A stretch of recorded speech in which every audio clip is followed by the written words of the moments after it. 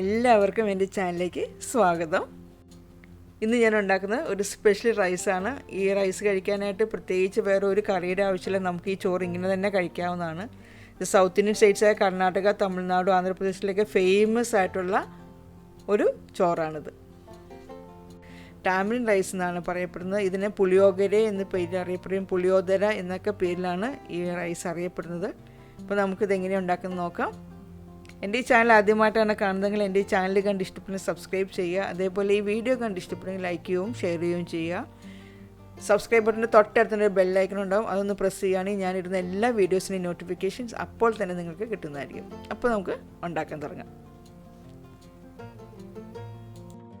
ഇപ്പോൾ റൈസ് ഉണ്ടാക്കുന്നതിനായിട്ട് മെയിനായിട്ട് വേണ്ടത് പുളിയാണ്. പുളി ഞാൻ 100 ഗ്രാം പുളിയാണ്, വാളൻപുളിയാണ് എടുത്തിരിക്കുന്നത്. 100 ഗ്രാം വാളൻപുളിയിലേക്ക് 1 ഗ്ലാസ് വെള്ളം ഒഴിച്ച് നല്ലതുപോലെ കുതിരാനായിട്ട് വെക്കണം. പെട്ടെന്ന് കുതിർന്ന് കിട്ടുകയാണെങ്കിൽ നമുക്കൊരു 20 സെക്കൻഡ് മൈക്രോവേവിൽ ഒന്ന് ചൂടാക്കിയാൽ മതി. 1/2 കിലോ ബസ്മതി അരി ഉപ്പിട്ട് വേവിച്ച് വെച്ചതാണ്. അപ്പോൾ ഈ ചോറൊന്ന് തണുക്കണം. അതിനുവേണ്ടി ഞാനത് വലിയൊരു പാത്രത്തിലേക്ക് മാറ്റി വെച്ചിരിക്കുകയാണ്. അതിൽ വേറെ പട്ട, ഗ്രാമ്പു, ഏലക്കൊന്നുമില്ല, ഉപ്പ് മാത്രമേ ഇട്ട് വേവിച്ച ചോറാണിത്. ഇപ്പോൾ വാളൻപുളി നല്ലതുപോലെ കുതിർന്നിട്ടുണ്ട്. ഇനി നല്ലതുപോലെ അത് പിഴിഞ്ഞെടുക്കണം.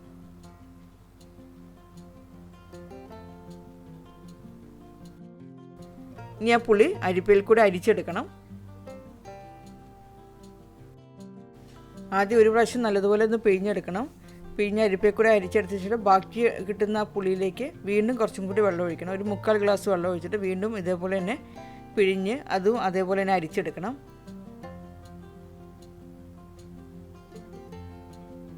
ഈ പുളിവെള്ളം നമുക്കൊന്ന് തിളപ്പിക്കാൻ വയ്ക്കാം. ഇപ്പോൾ പുളിവെള്ളത്തിലേക്ക് ആവശ്യത്തിനുള്ള ഉപ്പ് ചേർക്കണം. 1 ടീസ്പൂൺ ഉപ്പ്, 1 ടീസ്പൂൺ കായപ്പൊടി,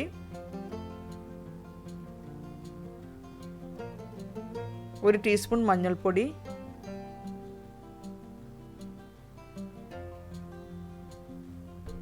ആ ചോറിന് ആവശ്യമുള്ള എരിവ് വേണം. അപ്പോൾ എരിവിന് വേണ്ടിയിട്ട് ഞാനൊരു 18 മുതൽ 20 പച്ചമുളക് എടുത്തിട്ടുണ്ട്. അത് എരിവിനനുസരിച്ച് കൂട്ടുകയും കുറയ്ക്കുകയും ചെയ്യാം. പച്ചമുളക് കട്ടൊന്നും ചെയ്യേണ്ട, അങ്ങനെ തന്നെ കിട്ടാൻ മതി. എല്ലാം കൂടെ നല്ലതുപോലെ ഇളക്കി യോജിപ്പിക്കണം. അപ്പോൾ അതാണ് പുളിയുടെ കൺസിസ്റ്റൻസി. ഒത്തിരി തിക്കും അല്ല, ഒത്തിരി ലൂസും അല്ല. ഇനി പുളിവെള്ളം നമുക്ക് തിളപ്പിക്കാം. ഹൈ ഫ്ലെയിമിൽ ആദ്യം വെക്കണം.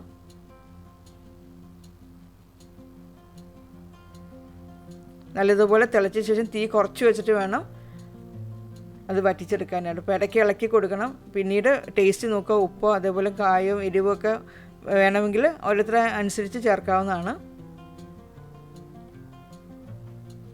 ഇപ്പോൾ പുളിവെള്ളം നല്ലതുപോലെ വറ്റിയിട്ടുണ്ട്. അപ്പോൾ ഈ കറക്റ്റ് കൺസിസ്റ്റൻസി ആയിട്ടുണ്ട്. പിന്നെ ഈ സമയമാകുമ്പോൾ നമുക്ക് തീ ഓഫ് ചെയ്ത് അത് നമുക്ക് ചോറിലേക്ക് ചേർക്കാം.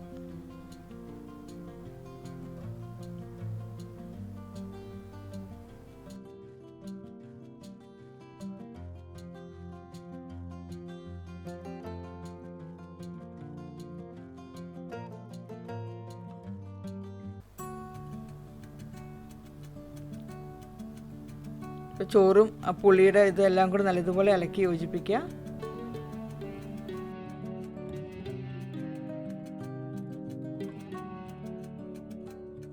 ഇനി നമ്മളുണ്ടാക്കിയ ആ പുളിയും വെള്ളത്തിൻ്റെ പാത്രത്തിലേക്ക് തന്നെ കുറച്ചും കൂടി ചോറിട്ടിട്ട് അതെല്ലാം നല്ലതുപോലെ ഇളക്കി യോജിപ്പിച്ച് അതും ഈ ചോറിലേക്ക് ഇടണം.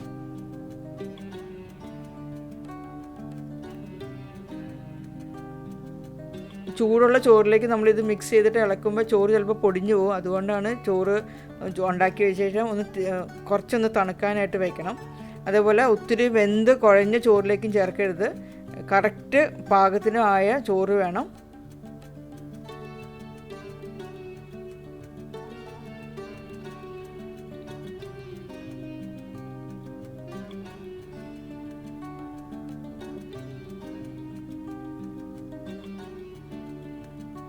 എല്ലാം നല്ലതുപോലെ ഇളക്കി യോജിപ്പിക്കുക.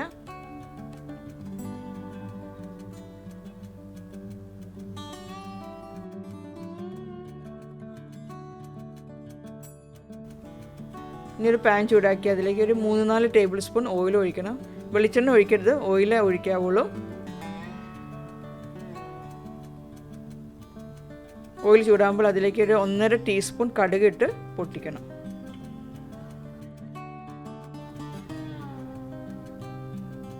കടുക് നല്ലതുപോലെ പൊട്ടിയ ശേഷം അതിലേക്ക് 1 ടേബിൾ സ്പൂൺ ജീരകമാണ് ചേർത്തിരിക്കുന്നത്. ജീരകം നല്ലതുപോലെ മൂത്ത ശേഷം അതിലേക്ക് കുറച്ച് വറ്റൽമുളകും അതേപോലെ തന്നെ കറിവേപ്പിലയും കൂടി ഇടണം.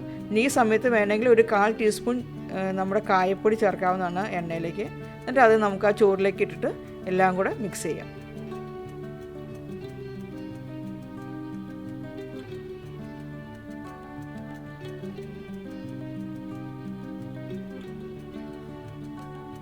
ഇനി ഇതേപോലെ തന്നെ പാൻ ചൂടാക്കി അതിലേക്ക് കുറച്ച് ഓയിൽ ഒഴിക്കുക.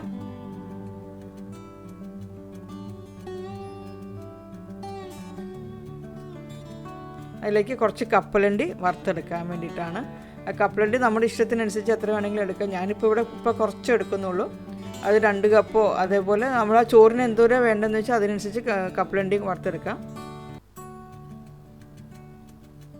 ഇപ്പോൾ ആ കപ്പലണ്ടിക്ക് ആവശ്യത്തിലുള്ള ഉപ്പ് ചേർക്കണം. ഒന്നുമില്ല ഉപ്പ് വെള്ളം ചേർക്കാം, അല്ലെങ്കിൽ ഉപ്പ് പൊടിയാണ്. ഞാനിപ്പോൾ ഇവിടെ ഉപ്പ് പൊടിയാണ് ചേർക്കുന്നത്. അതും നല്ലതുപോലെ വറുത്തെടുക്കുക. ഒത്തിരി അങ്ങ് ഡാർക്ക് ബ്രൗൺ ആക്കരുത്.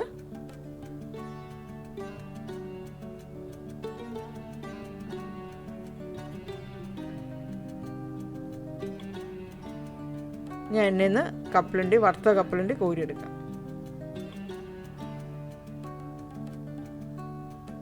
ഇപ്പോൾ ബിരിയാണിയും പുലാവും ഒക്കെ കഴിച്ച് മടുത്തവർക്ക് ഇടയ്ക്കൊക്കെ ഉണ്ടാക്കാവുന്ന നല്ലൊരു ചോറാണിത്. നല്ല ടേസ്റ്റാണ്. ആ പുളി അതേപോലെ തന്നെ എരിവും കായത്തിൻ്റെ ടേസ്റ്റ് എല്ലാം കൂടെ വരുമ്പോൾ നല്ല രുചിയോട്ടുള്ള ഒരു ചോറാണിത്. ഇപ്പോൾ ഇത് വേണമെങ്കിൽ ചിക്കൻ കറിയുടെ കൂടെ കഴിക്കാവുന്നതാണ്. അങ്ങനെ ചിക്കൻ കറി വേണമെന്നുള്ളവർക്ക്, അല്ലെങ്കിൽ ഒന്നും വേണ്ട ഇത് തന്നെ കഴിക്കാവുന്നതാണ്.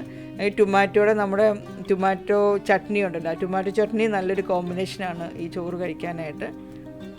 അപ്പോൾ എല്ലാവരും ഉണ്ടാക്കി നോക്കുക. ഉണ്ടാക്കി നോക്കിയിട്ട് നിങ്ങളുടെ അഭിപ്രായങ്ങൾ എന്നെ എഴുതി അറിയിക്കണം. ഇനി ലാസ്റ്റ് കുറച്ച് നമ്മൾ വിളമ്പുന്നതിന് മുമ്പായിട്ട് കുറച്ച് മല്ലിയിലയും കൂടി ആ ചോറിന് മുകളിൽ ഇടണം. അതേപോലെ കപ്പലണ്ടി വറുത്തത് ലാസ്റ്റാണ് ചേർക്കുന്നത്. ആദ്യം തന്നെ കപ്പലണ്ടി ഫുൾ ചോറിലേക്ക് കപ്പലണ്ടി ചേർക്കരുത്. അങ്ങനെ ചേർത്ത് കഴിഞ്ഞാൽ കപ്പലണ്ടി മുഴുവൻ തണുത്ത് പോകും, അപ്പോൾ ടേസ്റ്റ് ഉണ്ടാവില്ല. അപ്പോൾ നമ്മളെ ചോറ് ഓരോ പ്ലേറ്റിലേക്ക് എടുത്ത ശേഷം ആ ചോറിൻ്റെ മുകളിലേക്ക് കഴിക്കുന്ന ആ സമയത്ത് മാത്രം കപ്പലണ്ടി ചേർക്കാവുള്ളൂ. അപ്പോൾ എല്ലാവരും ഉണ്ടാക്കി നോക്കുക.